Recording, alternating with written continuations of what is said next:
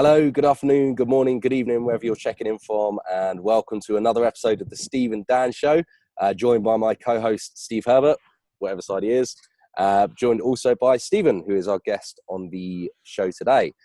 Bit of background for anyone who's watching for the first time. My name's Dan Holloway. I come from a background in corporate software sales, so I was doing that before I started my own online business. And although I was earning really good money, working 70 hours per week, I was essentially, feeling quite unfulfilled. I was giving up all of my time for money, basically wasn't able to do the things that I wanted to do with my life. And that led me to discover an online business and get started with SFM. And Steve, if you'd like to give a little bit of an overview as well for the benefit of anyone watching for the first time, please, my friend. Sure, love to, Dan. Thanks. Steve Herbert, husband, father, entrepreneur, started and grown several businesses over the years. I love doing that, but essentially I was trading time for money, and that really doesn't give you a whole lot of leverage. I also found that my businesses were really owning me instead of me owning them. The big reason why I wanted to go into business for myself was to have that freedom, spend more time with my family, really be in complete control of my time, and that just didn't happen. So went looking for something different, came across the SFM, and just decided to make that change. Really happy that I did. Stephen, we gave abbreviated versions. People see us every week. You want to give a little bit of your background, where you live, experience? Yeah, absolutely. In a bit more detail. Okay. So thank you very much for having me on the show. And just for those listeners, my kind of background is, I'll go into a little bit more detail. So my background is, I suppose, very similar to Dan's in some ways, but kind of going a bit further back than that. Started off life as an engineer, and from that then progressed into to university. I went to university as a mature student at the age of 23, and I studied a degree in manufacturing engineering. From there, then I came out to university. Always had this idea of I wanted this kind of corporate job. I always saw myself with a nice flash car driving around, and that was the height of my ambition there.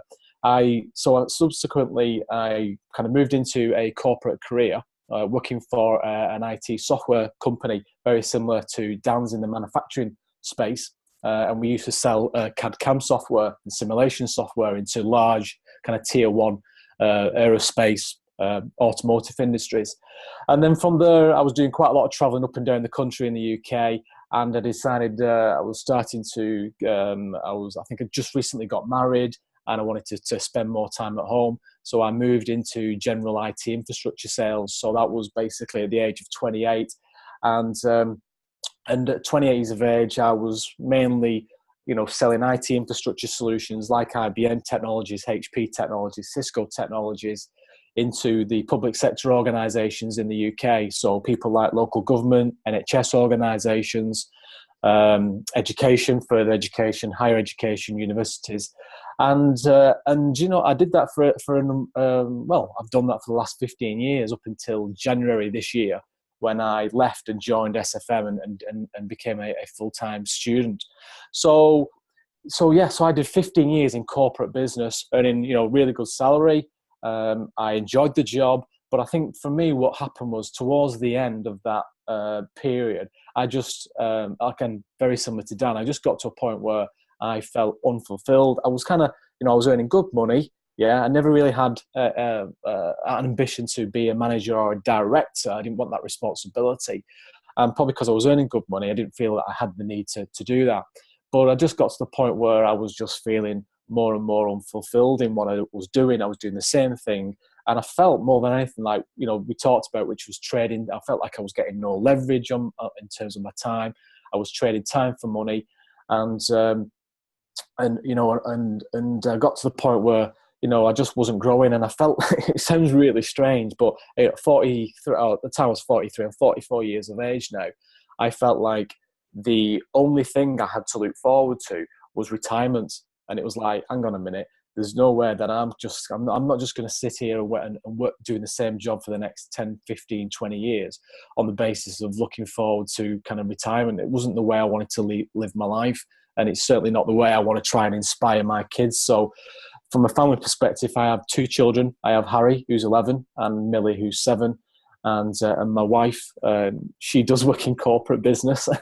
She's a HR director for Heinz in the UK, and that's it really. And I think why I ended up with SFM is because over the years I've always had this. Maybe it's going back to my dad. He was an entrepreneur, but he had a mum and pop business. He had a traditional business. He had a chip shop.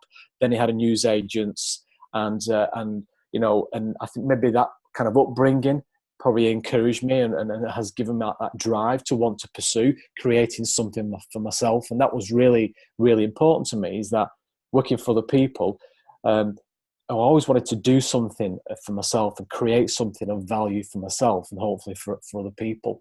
And over the last 10 years, I've tried kind of stock investing. I've tried Amazon businesses, but I felt like, from having a full-time job and a job that I did, work 50, 60 hours a week in, the commuting back and forth, an hour and a half a day stuck on motorways.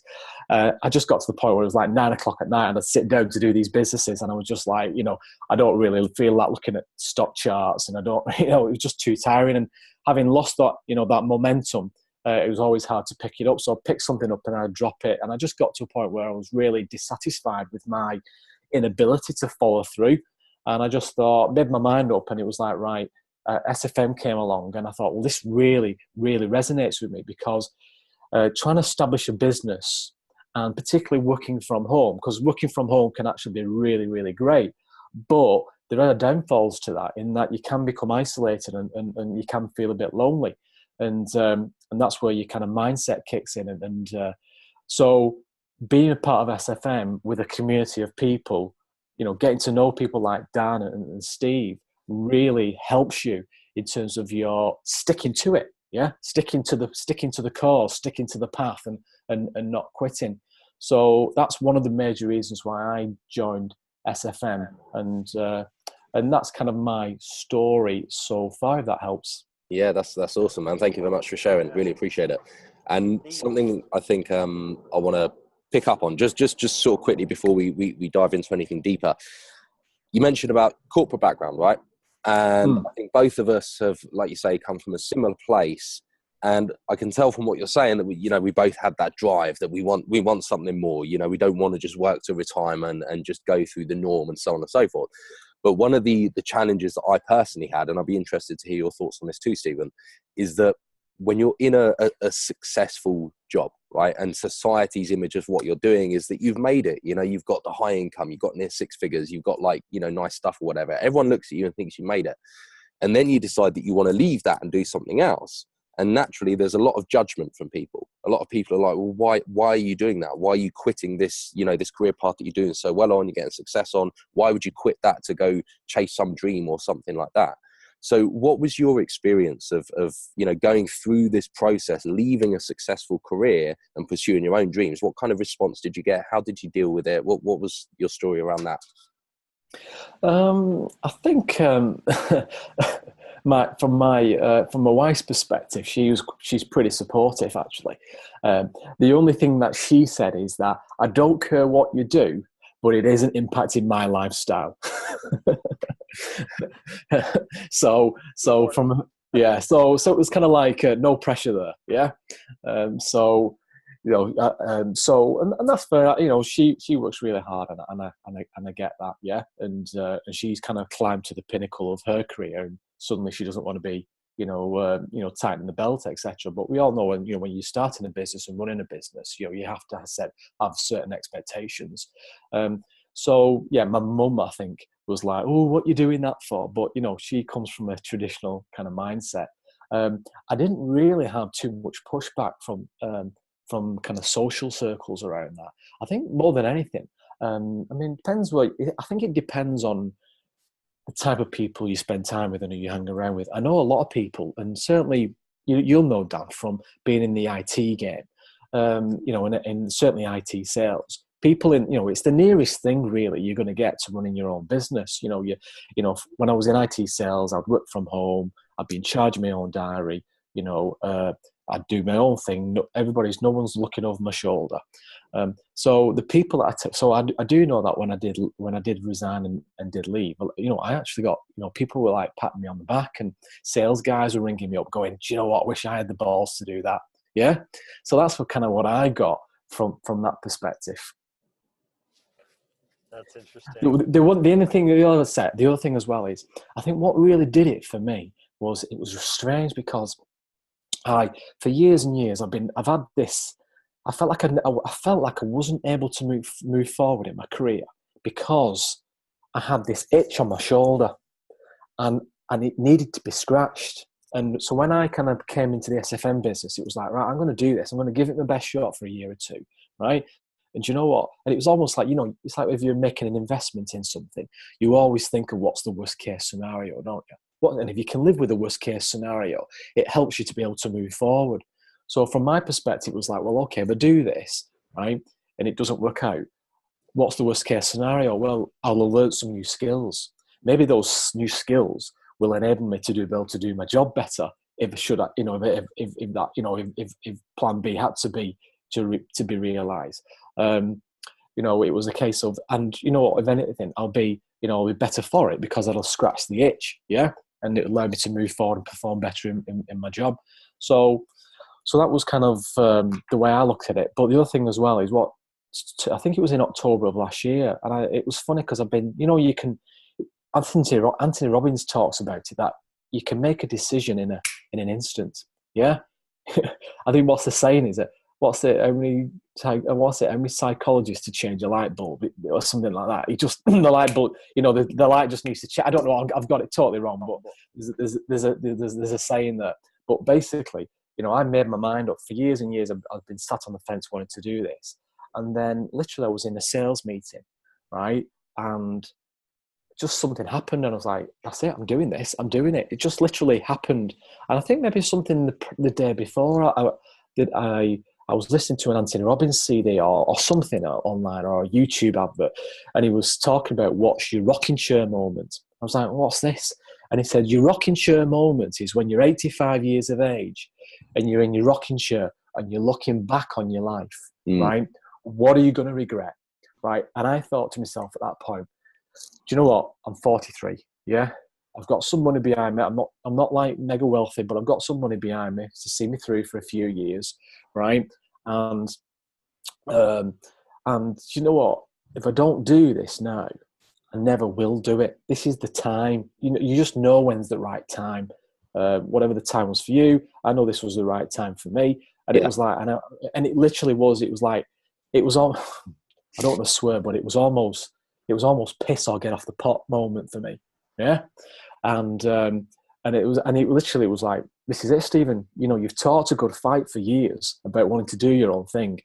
Yeah. Now is the time to stand up and be counted. And that's what I did, really. And that's kind of pushed me forward. And there's always a saying that I try and live by. I think as I've adopted yours. If I was 10 times bolder, I always use. Yeah. I was telling my son that the other day, actually. Yeah, really, because he's struggling. He's at high school and he's not finding it easy at the moment, and he suffers from anxiety, etc. So I was using that with him. But the other one I used, and I picked this up from a rugby player, and it was it's better to have lived and died on your knees than to have remained on your feet. Yeah, and I think that's kind of I think that kind of summarizes it really, and why I took the step and why I moved forward and invested in the SFM business. Yeah. That's people talk about that a lot. You never hear people in their rocking chair moment or on their deathbed talking about, oh, I had such a great time at my secure job. They're usually talking about their regrets, the chances that they didn't take. And I wish I'd just gone for that. And even at my age, I've got so I can look back and see some times where wish I had done that. I wish I'd taken that chance and wonder where that would have led me. Well, do you know what? I think the other thing as well for me was because, when I think back, I remember when I was, 20 years ago, and I just moved into my first, so I was, the company I was, where we were selling the manufacturing IT software. I was an applications engineer. So I would go out with the sales guy and I would do the demo. Yeah. So we'd go to Honda in the UK, and all these, people would kind of clamor around. It was when you used to have the old CRT screens. They were like 20-inch screens, and you'd walk in like this with a big screen to do a demo on, and then you'd be like sweating cobs pouring off you. and then you had to perform. And so I was, but I remember when I started that job, I was like on 16K. And the sales guy was earning 70K at the time, and it was like, wow, if I could earn 70K, that was like, you talk about your thermostat in terms of what you can earn. Yeah. So when I was on 16K, the sales guy was on 70K, right? And I'm like thinking, oh my God, if I could ever earn 70K, then all my worries have gone away, And you know what? And and in my time, I've hit that and smashed that and doubled it. Yeah. But I think what I'm trying to say here is that, so when people look at you and you're in a good job, and don't get me wrong, yeah, and I didn't leave my job because I hated it. I left my job because I wasn't fulfilled. So it was almost like the Maslow's hierarchy of needs, where you have at the bottom, you have your basic security needs. I can't remember exactly the 5 layers. And those were met.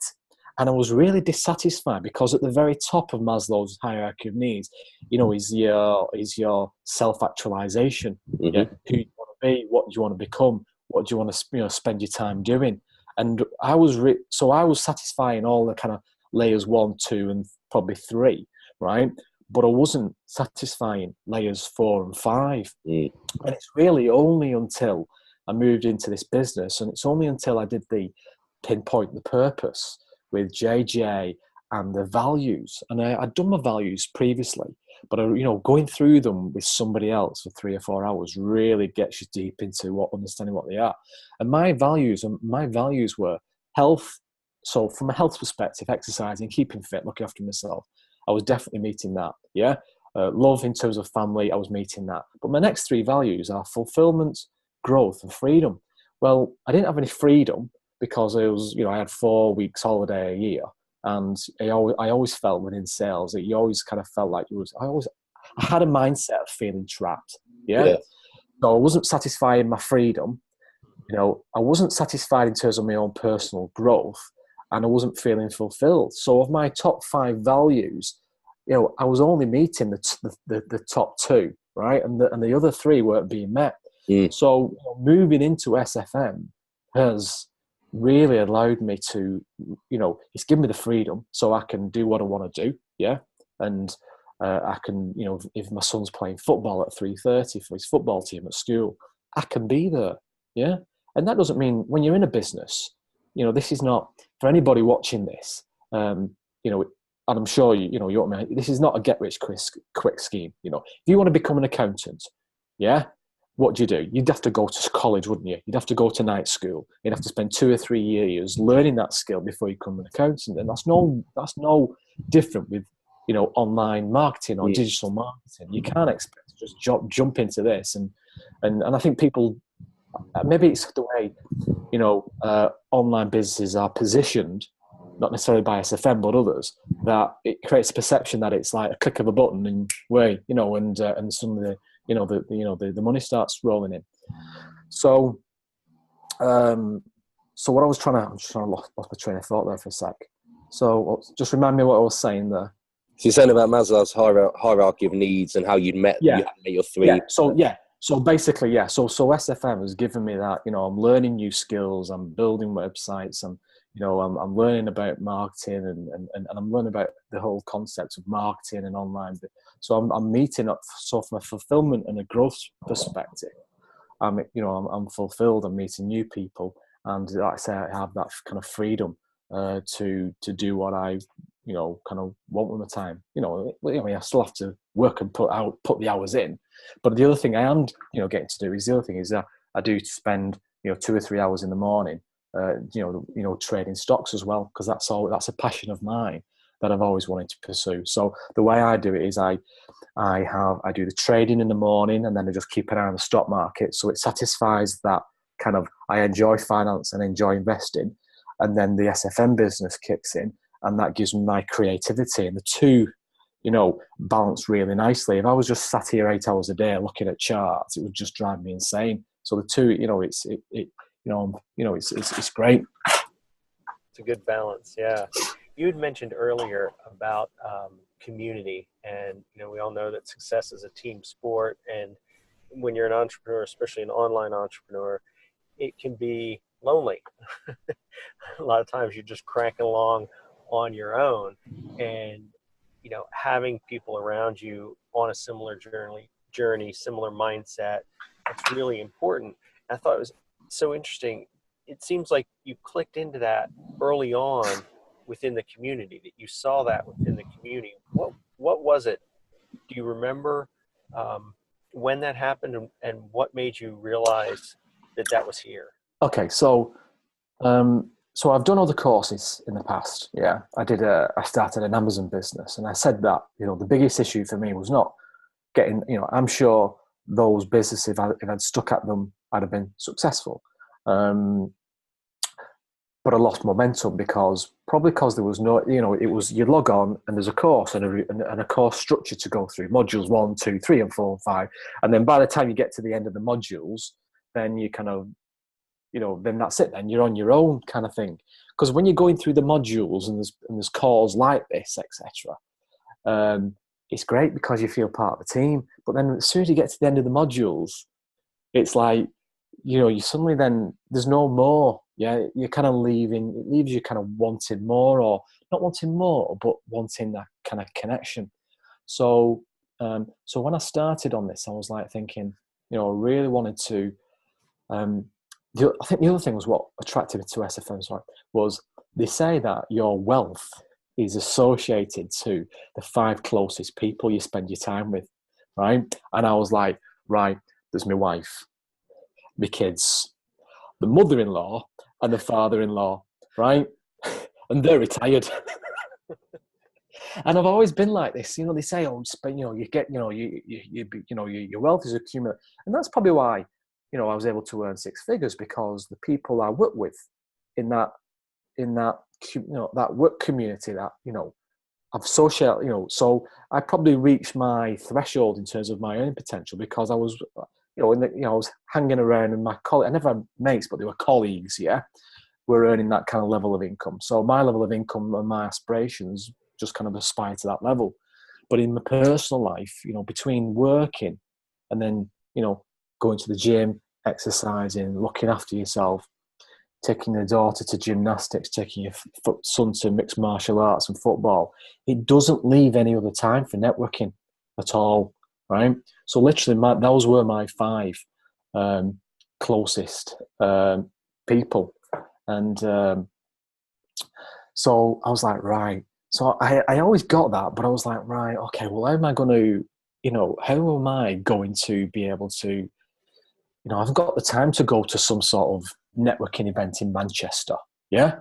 And I didn't really want to go to some networking event in Manchester when I've only just got back from home at 6 or 7 o'clock at night from working. So this SFM community and the whole virtual side of things really, is really, I've got friends now like yourself, and I've got friends, who I've met in person through some of the events, which have been really great. And now I've got some friends. I was on a call, on the intermediate call, but because I work from home during the day, I said, could you do one during the day for me? Because it's easier during the day, because my kids are not, and when they come home from school, I like to spend time with them and put them to bed. So I'm on the call. I'm on the call with the guys over in Australia, so I've got all these Australian buddies now. And it's like, suddenly, like, from my social circle has expanded massively. And the community really is the biggest, I think, is probably, it's a really big selling point. Yeah. It was certainly for me. I think it is for most people. Most people come into this wanting to earn money, and of course we all want to earn money. Yeah. Because we have to pay for the mortgage and pay for, but that becomes almost that kind of, that becomes a byproduct of the community and what you get from it. Yeah. Yeah, it's secondary. And I think this is such an interesting point, because I feel like, especially with something like the SFM community, for someone who's not in it and hasn't experienced it for themselves, it's tricky to really articulate the true impact that has on your mindset and your progression and the financial results that you can achieve. And it's like a lot of things, hindsight. You can look at it in hindsight and go, well, it's obvious why I've been able to achieve the results that I achieved, because of the people that I've hung around with and learned from and got the results from through modeling. I'm just doing what they've already done and I'm getting the result. But before you get into it, you're going into the unknown, and you often don't appreciate what that's really going to do and what the impact is really going to be. And I feel like this is one of the big things for people that want to do this for themselves. I feel like a lot of people maybe have sort of a lot of fears around it, which is natural. There's a lot of fears about progressing into the unknown. And often that will stop people taking that first little step and just experiencing it for themselves. But the second that someone has the courage to go, you know what, I don't know where I'm going, I don't know what this path is going to look like for me, but I know what I want to achieve, and I'm just going to take that first step. For someone that can do that, take that action and just start getting involved, like you say, Stephen, the community is just a gradual process where the more you start interacting with people, the more you start thinking like them, the more you start achieving the results that they're achieving. And it's a snowball effect. It's about taking Yeah, and I think you're so right in that, because I think probably if I look at people in the time that I've been in the community, if I look at people who have been in this, you of anybody has probably done that more than anybody. And the success that you're getting, is a byproduct of putting yourself out there. And I think to some extent, it's not easy. It isn't easy. I was saying the other day, is like when I used to go to work, I was professional. I had a suit on, shoulders back, and I'd done it for 15 years. And don't get me wrong, that environment of when you're in sales, and the pressure that goes with that, and when your boss is saying to you, "What's your commit for this month?" and you're already behind for the month, right? And you go, and you tell him what he wants to hear, right? And then you walk away thinking, "Shit, I'm 30 grand short. Am I going to make that up?" And then you spend the next month just, So what I'm saying is that. So, I came into this thinking, I'm in sales, I've been in sales, I'm used to standing up in front of people, no problem, but it has really, really challenged me, in good ways, because, they talk about your circle of influence, and the more you push against your circle of influence, the bigger, your personal growth is. And so coming into this from a corporate background into this, is not just, there's skills are being to learn, but it's also challenging me from a mindset perspective, because, keeping it real, when you are at home and you're working all day at home, and like me, you trade in the stock market, and one of your stocks like today drops 10% and I dropped 5 grand in one day. You need a strong mindset. You need a strong mindset. And I think, getting yourself in amongst people, and following people like yourself and Steve, and reaching out to people in your moments of crisis, and when you're feeling at your moments of low, when you're feeling low, just to be able to reach out to somebody, whether it's through Facebook or whether it's through a chat, and just, I came back from my holidays, right, in the summer, and I was like 2 weeks off. And don't get me wrong, I did some work while I was away, but I came back and I kind of sat here and I was like, I just didn't know where to start. And and I had a call with Mark Ford. And he was like, "Well, reach out to Dan and reach out to Steve," and I did do, and and it got me going again. You just generated me some ideas. Have you done this? Have you done that? Because I was just literally came back from work and I was like, I was trying to get back into that mindset again.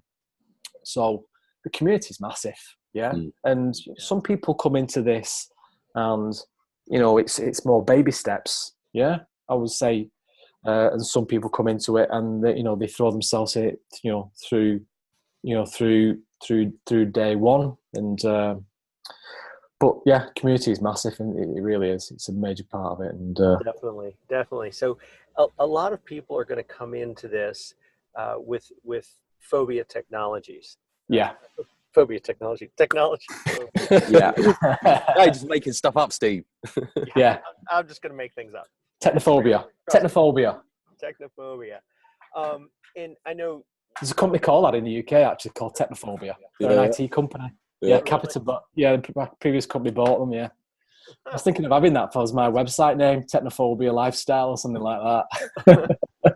Well, so not that you come from a programming background. No, I but don't. in software sales, Yeah, you have to have a certain base of knowledge, I'm sure, yeah, to be able to sell the product and comfort level with technology that probably most people don't have.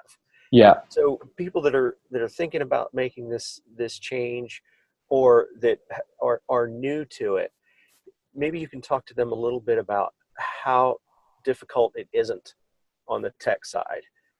You know, give them your experience, but talk to them from their place. Does that make sense?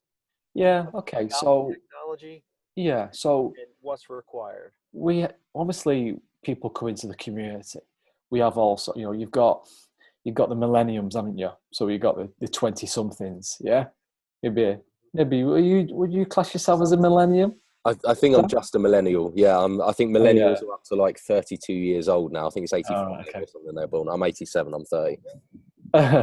So those obviously those types of those that generation of people take to it from the technology standpoint a lot easier. Um, and then you've got the kind of the middle of the ground, I would say, is probably people who are a bit longer in the tooth, and maybe you're used to using in your job, you're used to using email, used to searching on the internet, etc. And so that's kind of my level. And I think if you're in a situation, if you can use email and you can use Facebook and then you can use you can get on the internet and you can search for things, yeah, then I would say you're going to be good. And obviously, if someone's a programmer or whatever, there is no programming that's involved at all in this. I mean, do you know what? One of the reasons why I moved out of the technical side of things was because there was a lot of programming. I can't program for toffee. I don't have a mathematical brain, yeah, at all. And I lasted about 18 months in that job, and that's one of the reasons why I jumped ship into sales, because it was easier. But yeah, so what I would say is that it's like there are things that you've got to learn, haven't you? Right, there's no point. You can't dress up and say, "Oh, right, you're going to come in here and you just press a button and it all fires up." I know that. When people come in from an elite perspective, and I didn't follow this process, and I don't know whether you did, Dan, or not. Where the SFM have already created the digital business lounge, haven't they? Which is pretty much, they've stripped away a lot of the technical aspects, so it is plug and play, click and drop, and they build websites for you. And that helps for people who are coming in at a central or an elite level, and it allows them to get up to speed pretty quickly. From our perspective, or from my perspective, I invested at a higher level within the organisation, and I've kind of learned and picked up skills like website design. But again, doing the website design, it's relatively straightforward. Once you've probably, it's like anything, you have to spend a day or two on certain applications just to get up to speed, and then once you find your feet, you're pretty good to go. And like I said, we have in the community, we have, I can't remember the names now, but we've got one couple who are 85 years of age, haven't we? The David Sitco. Yeah, 85 years of age, and and really I would say the only for people who are listening to this and are thinking, well, I'm not technical, I would say you don't need to be technical. What I would say is the only limitation is the limitation that you place on yourself, and that's really is how you think. Yeah. So like the couple who are 85, when you're in their presence, they are such positive people, yeah, and such kind of can-do attitude. Yeah. That there is no limitations. Even the kind of later years in life. So there is no programming involved. SFM has actually created a whole back office suite of plug and play, where you can just build websites. It literally is like drag and drop things, and there's all the training and all the modules that you can get on. And if you are struggling with anything, and you do maybe you're doing something a little bit technical, you aren't, then just do you know what? Just reach out to somebody, and within, in no time, someone reply back to you. And the thing that do you know what? The thing that I've noticed recently, no, I've done this before, but I didn't do it. And then Steve gave me the idea, and it was I built my own website using the optimized press theme, and I think Steve and I had a call, and we were talking about the video series, I was updating my thank you page, and we was on about the video series, and Steve said, I use such a guy to do them for me. And I went on to some, so you like Elance, what it was called Elance.com. It's now Upwork.com. Yeah. And there's Fiverr.com. I went to Fiverr.com and Steve's contacted you, and he basically built me the whole video series on my website for, I think it was $120 while I was in Phoenix. So talk about one, value for money, right? And talk about maximizing, talk about being in two places at once, because that's effectively what it was. I was in two places at once, because I would have been building my the landing pages, and and be able to have someone doing that. So that's the other thing as well, is that it's relatively cheap, right? And people who are providing these services in other countries actually still getting paid a good salary, even though you might think, that's it's slave labor. They're actually getting a really good salary, and really appreciate. You've got to think about they're providing services. They're getting a good salary in terms of where they live, and they're working from home, and they're running their own company, providing consultancy services. So they love it.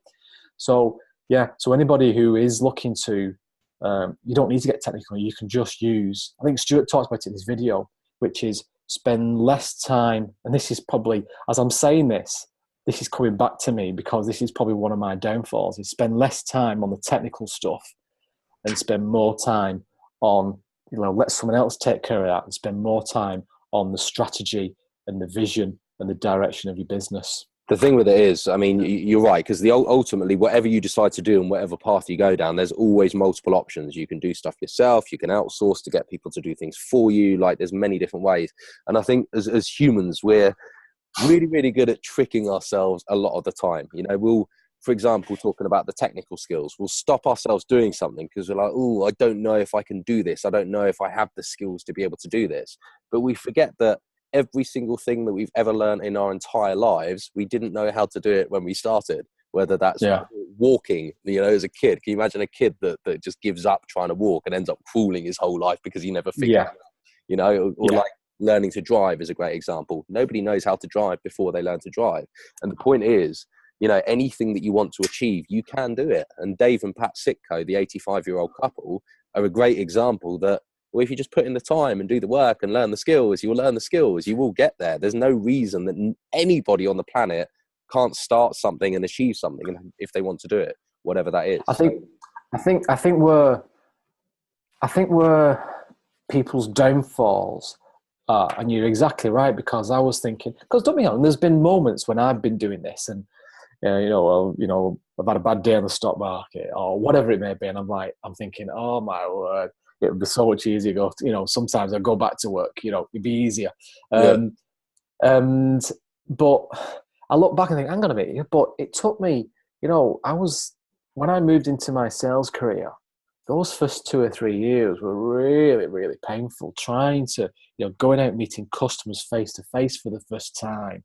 I remember some really difficult meetings with some senior people. Walking in and having a meeting with an IT director or a financial director, and you're still only in your early 20s, and and you kind of, right, you've just read this sales book, I'm going to try this technique, and you crash and burn. But I never gave up my sales career because it was a must rather than a should, right? And that's where people go if they quit in a business like this, is because if they're already got their existing job, right, and they're doing this on the sidelines, they're starting off. So it's a nice to have, right?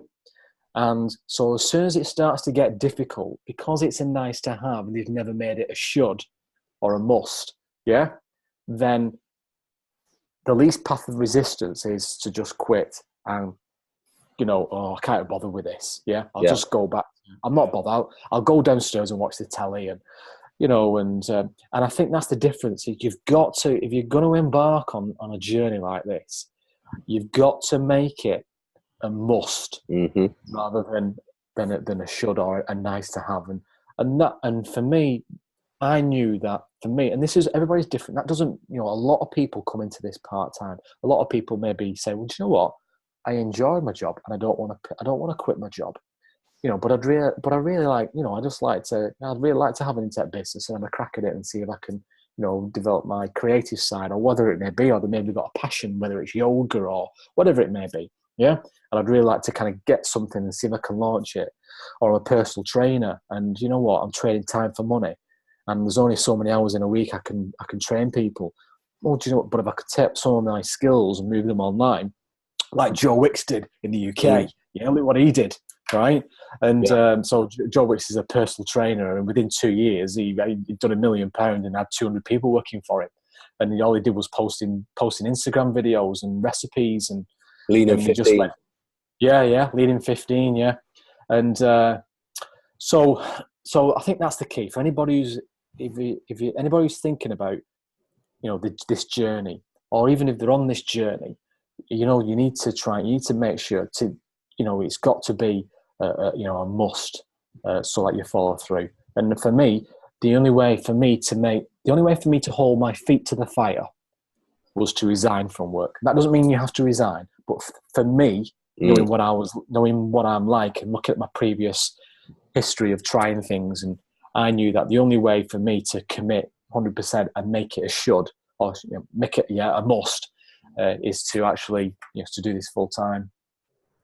Yeah, and that takes guts to jump in full time like that, for sure.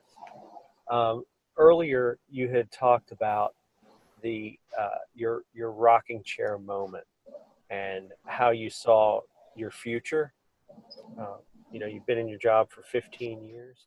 Yeah. So you've been with the SFM a while. You've had certain mindset shifts. You kind of had this entrepreneurial itch that you wanted to scratch for years, and now you're doing it. Yeah. And so how is the future that you see for yourself now? How is that different from the future that you saw when you were in software sales? I think the future that I saw in software sales was one of existing and status quo and working towards retirement, because I'd kind of, unless I moved into management or directorship, which I never really wanted to do, I'd kind of reached a point where, it was like, you're kind of, I think it's interesting, and I always think about this, is because you're at school, right? And you start off at school and you're like, right, you need to get good qualifications and get a job, right? This is only my perspective, by the way. I'm not saying everybody's, and it was like, right, okay, so you're climbing. So when you're 15, 16, 17, even when you're in your 20s, you want to get to here, yeah?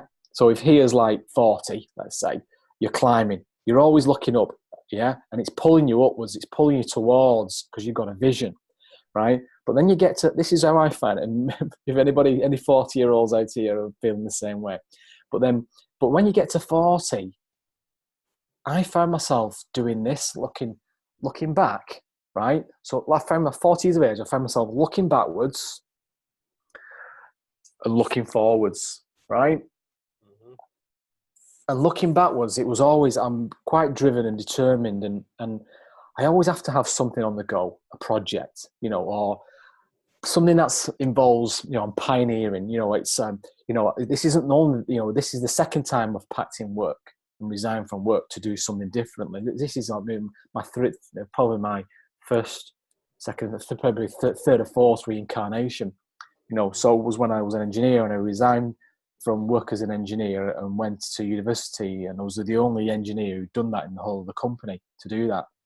And so when I was in my 20s and 30s and I'm climbing, I want to get into this. I want to get a corporate job. I want to get a job in an office, because that was my goal when I was an engineer. I was working in factories and fixing forklift trucks in factories, lying on my back in the snow, and I used to look at people who were in an office with a computer, right? I would be like, that was my dream, that was my goal, and I kind of worked towards that and got towards that. And I found myself, so moving towards 40. But then in answer to your question about, I found that for me, work, I got to the point where I was looking back and I was looking forward. And all I could, maybe it was a mindset thing, I don't know. It depends, you could view it differently. But looking forward, all I could see at 43 was, well, more of the same. Yeah? More of earning the same sort of job, same pressures. And then, with the goal of retiring, maybe at 55 or 65. Yeah? And that's all I could see for myself. Yeah. And for me, that I wasn't prepared to live that way. I didn't want to. I'd rather die at 45, right, and know that I'd given the best shot than to have existed and lived to 85, right? And I know some people say that about eating habits and and etc. And I don't kind of get that because but some people. But that was from a career and a work perspective. I'd rather just existing and following the status quo wasn't something I was happy with, and that's why I was feeling unfulfilled. Whereas now, I'm not thinking about retirement. Yeah, I've not thought about retirement since I've joined SFM. I'm thinking about, I've got a thing on my board here, and it's, what's my 5-year plan? What's my vision for 5 years? 5 years, my plan in 5 years is I've got a very successful online business, whether that's with SFM or it evolves into that. Yeah. And at the same time, so I'm making a really good income from my SFM business. And at the same time, I'm investing in my stocks, and my portfolio has grown significantly. I've got, and I'm living in, within 5 years, I want to have built my own house, because that's always been an ambition of mine, is to build my own house. And, in the countryside, overlooking a field. As I get up in the morning, there's some cows I can just see in the pastures. Yeah. So what I'm trying to say there is I'm excited about the future again. Yeah. Yeah. Something to live for, something that you're interested in, instead of just being don't get me wrong. I mean, I've got plenty to live for. I've got a good marriage. I've got 2 kids that I want to watch and grow up. Yeah. But I'm not the sort of person who will sacrifice everything for the kids, because I have to be happy as well. Because if I'm not happy, then I'm not a good dad. Yeah, because I'm grumpy and I'm irritable. Yeah, I'm not nice to be around. Yeah, I meant just within kind of the career. Yeah, no, I know what you mean. Yeah, that's all. Yeah. Not the bigger picture by any means. Yeah. So, what sort of advice would you give somebody who is considering doing this, and they're in a similar background, as in job, working for a company, working for somebody else, sort of thing, family? You made the decision to jump in with both feet, resign your job, really bold move, and go into this full time. Yeah. Would you advise everybody to do that? Would you advise them to just consider it, to not do it? Where do you come out on that as far as telling other people what might be? So I think it all comes down to your own personal circumstances. So I wouldn't kind of say to anybody, do this or do that. I did this full time because things transpired. Yeah, I was lucky enough. This was almost like 2 or 3 things lined up for me, and those it was almost like God or whatever you believe had put these 3 things, and I've been working towards these 3 things for a long, long time, and then all of a sudden, without realizing, they all lined up at the same time, which allowed me to do this. One was my mortgage came to the end of a 5-year fixed rate, and I was able to kind of remortgage and reduce my mortgage payments by half. So that increased my income. I then realized, well, actually, all that I'm working for, yeah, because my wife has a good, she got a good job, so she covers all the outgoings. So basically, all that I was working for was our savings and our lifestyle, yeah, in terms of eating out and going on holidays and et cetera, et cetera. So it was a case of, so there was that, and my wife got promoted as well to a bigger job, and she got a wage increase. So two of these, these three things kind of lined up for me at the right place at the right time. And I thought, well, do you know what? So I'm not pursuing my dreams because I'm just saving this amount of money up. So it was almost, if I let go of that, what I'm saving up per month, right, and stop focusing on the money and focus on, what I want to, do, and let go of the money, then I was able to then kind of step forward and do this full time. It was a mindset thing. It was always like, I have to save this amount of money up every month. I have to save this amount of money up every month. Yeah. Because if I do, in the next 10 years, right, I'll have accumulated so much money, and I'll if I don't want to, and then I won't need to work. And it was like, I had to change my mindset to a point of stop focusing on the money, because you're doing something you don't really enjoy. You're not fulfilled. And you're basically sacrificing Maslow's hierarchy of needs at the top, self-actualization, for money. Yeah. So I had to change my mindset and the way I think about money in order to allow me to move forward and do this business. But, if someone's similar to circumstances to me, I mean, obviously if it's a lady or a guy, and maybe if they're the only breadwinner that's bringing the money into the house, yeah, and that's, and they've got children, then, circumstances are going to be a bit more difficult. But I would say just, if this feels right, yeah, and this is something you've always had, that whether you're not, maybe you've been an accountant or a lawyer or a doctor or an IT consultant, and you're losing, over the years, if you started off enjoying the job, and over the years you've just found yourself getting to a position where it just maybe doesn't excite you anymore, and you're questioning all the time whether this is right for you, then that is your intuition, yeah, and that is your intuition, and you really need to listen to your intuition, yeah, because it's not wrong, yeah. And I, for one, ignored my intuition for 2 or 3 years. I was constantly thinking, oh, why am I still doing this? Why am I still doing this? I really want to do my own thing. Particularly when you get a rollicking, or you've not pulled in some sales orders, yeah? And I'm thinking, why am I still doing this? And I used to get them anxiety feelings in my stomach.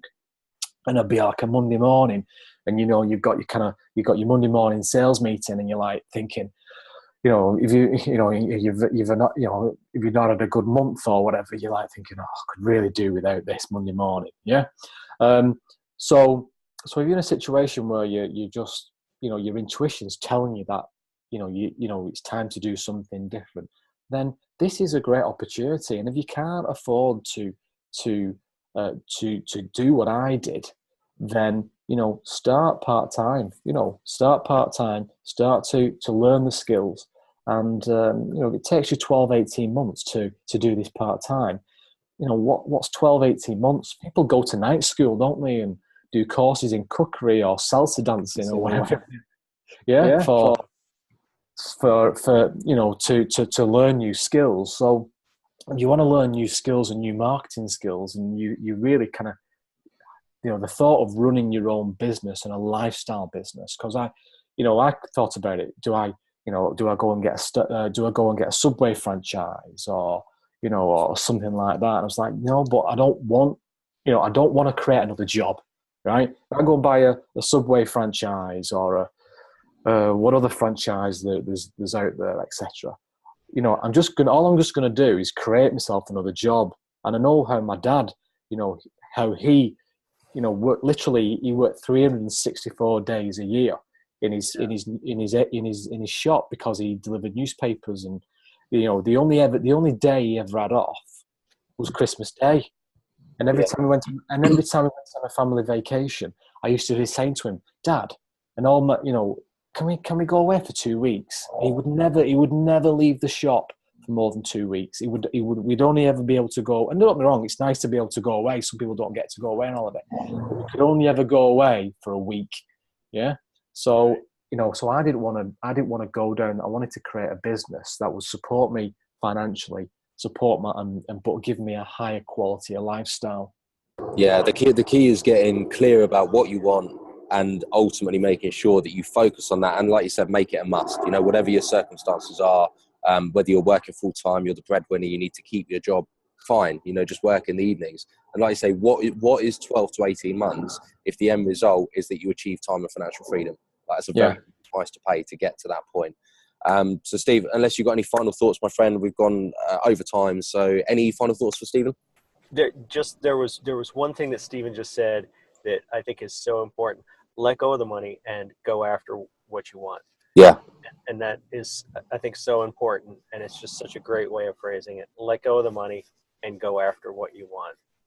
That's what life's about, isn't it, really, at the end of the day? Yeah. Exactly. But we all get caught up in earning the money. Yeah. So thank you for your time, Stephen. Really appreciate it. I know this is going to inspire a lot of people. Dan, always a pleasure to do Thank you, this. Steve. And we'll see everybody next week. Have a great Cheers, guys. Thanks Okay. very much. Thanks for your time. Thanks for having me.